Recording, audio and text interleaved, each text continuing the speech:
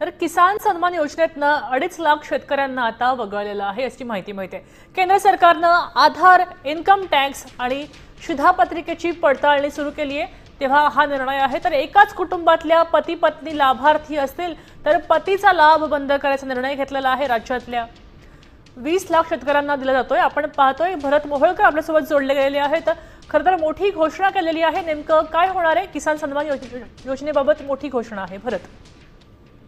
नक्कीच सूत्रांनी दिलेल्या माहितीनुसार लाडकी बहिणीनंतर आता अपात्रतेची जी तलवार आहे ती शेतकऱ्यांवरती चाललेली आहे। देशभरात 92 लाख शेतकऱ्यांना हा लाभ देण्यात येत होता, तर महाराष्ट्रात 20 लाख शेतकऱ्यांना हा लाभ देण्यात येत होता।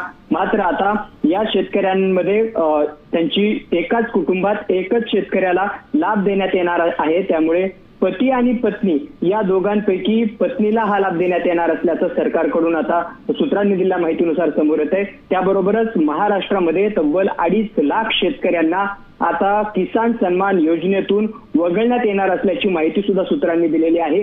आणि यामध्ये महत्त्वाची गोष्ट अशी की केंद्र सरकारने जे निकष आहेत ते धन्यवाद सहसा माहितीसाठी। आपण पाहतोय की आता शेतकऱ्यांना सुद्धा लाडकीचा फटका बसल्याचं पाहायला मिळत आहे, कारण शेतकऱ्यांच्या योजना सुद्धा एक एक करून कमी होत आहेत। भरत धन्यवाद सविस्तर माहितीसाठी।